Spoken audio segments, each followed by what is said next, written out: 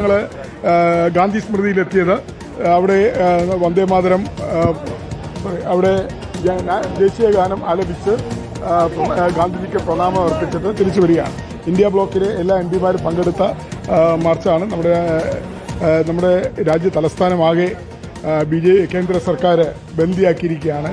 അതുകൊണ്ട് ജനങ്ങളുടെ സഞ്ചാര സ്വാതന്ത്ര്യം പോലും തടസ്സപ്പെടുത്തിയിരിക്കുന്ന ഒരു കാലഘട്ടം. വളരെ സമാധാനപരമായിട്ടുള്ളൊരു പ്രതിഷേധമായിരുന്നു. കാണുന്നില്ലേ, ഈ രാജ്യം മുഴുവൻ കാണുകയാണ് പോലീസിന്റെ നരനായിട്ട്.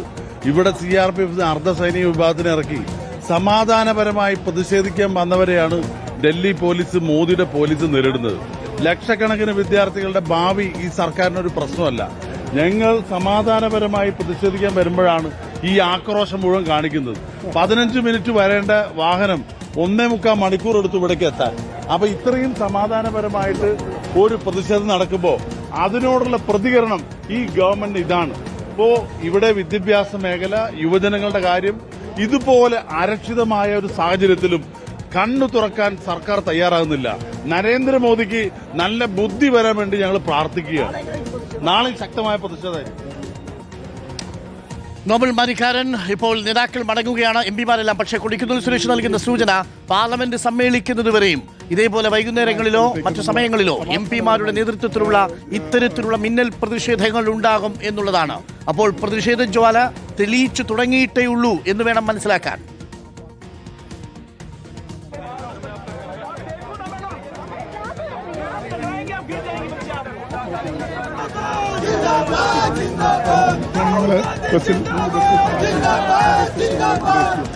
ഇപ്പോഴും നേതാക്കൾ മടങ്ങുമ്പോഴും അനുയായികൾ തെരുവിൽ നിന്ന് മുദ്രാവാക്യം വിളിക്കുന്ന കാഴ്ചകളാണ് പ്രേക്ഷകർ കാണുന്നത്. കഴിഞ്ഞ 3 മണിക്കൂറായി ദില്ലി നഗരത്തെ അക്ഷരാർത്ഥത്തിൽ മുൾമുലയിൽ നിർത്തുകയായിരുന്നു. ദില്ലി പോലീസിനോ CRPFനോ ഒരു തരത്തിലുള്ള സൂചനയും ഉണ്ടായിരുന്നില്ല എന്താണ് രാഹുൽ ഗാന്ധിയുടെയും സംഘത്തിന്റെയും നീക്കമെന്ന്. ആദ്യം ഇന്ത്യ ഗേറ്റിലേക്കാണ് പ്രതിഷേധ മാർച്ച് നിശ്ചയിച്ചിരുന്നത്. എന്നാൽ അവിടെ പ്രതിഷേധ മാർച്ചിന് അനുമതി നിഷേധിച്ചതോടുകൂടിയാണ് ഗാന്ധി സ്മൃതിയിലേക്ക് പോകാൻ തിരഞ്ഞെടുത്തത്. എന്നാൽ എവിടേക്കാണ് പോകുന്നത് എന്ന വിവരം അവസാന നിമിഷം വരെയും രഹസ്യമാക്കി തന്നെ വെച്ചു. നേതാക്കളോട് രാഹുൽ ഗാന്ധിയുടെ വീട്ടിലേക്ക് എത്താൻ ആവശ്യപ്പെട്ടു.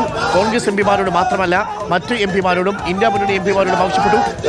നോബൽ മാനിക്കാരൻ ഇപ്പോൾ നേതാക്കൾ നടന്നു വരുന്നുണ്ട്. പ്രിയങ്ക ഗാന്ധിയും KC വേണുഗോപാലും ഒക്കെ നടന്നു വരുന്ന കാഴ്ചയാണ് നമ്മൾ കാണുന്നത്. ഇതിപ്പോഴുള്ള കാഴ്ചയാണോ അതോ അല്പസമയം മുമ്പുള്ള കാഴ്ചയാണോ? രാഹുൽ ഗാന്ധി ജിന്ദാബാദ്, ജിന്ദാബാദ്, ജിന്ദാബാദ്. രാഹുൽ ഗാന്ധി ജിന്ദാബാദ്, ജിന്ദാബാദ്, ജിന്ദാബാദ്. രാഹുൽ ഗാന്ധി ജിന്ദാബാദ്, ജിന്ദാബാദ്, ജിന്ദാബാദ്. അവരവരുടെ വാഹനങ്ങളിൽ മടങ്ങും എന്നാണ് ഇപ്പോൾ നേതാക്കൾ അറിയിച്ചിരിക്കുന്നത്. എന്താണെങ്കിലും വാഹനം നമുക്ക് മുന്നിൽ ഇപ്പോൾ കടന്നു പോയിട്ടുണ്ട്. വലിയ ഒരു ആഘോഷത്തോടെയാണ് പ്രവർത്തകർ ആ വാഹനത്തെ കൊണ്ടുപോയത് എന്നാണ് യാഥാർത്ഥ്യം. പ്രധാനപ്പെട്ട പല എംപിമാരും ആ വാഹനത്തിന് മുന്നിലും വാഹനത്തിനകത്തുമൊക്കെ ഉണ്ടായിരുന്നു. വലിയ മുദ്രാവാക്യം വിളിയൊക്കെ ആയിട്ട് സേവാദളിന്റെ ആളുകളൊക്കെ ഈ പ്രതിഷേധം ഒപ്പം ഉണ്ടായതാണ്.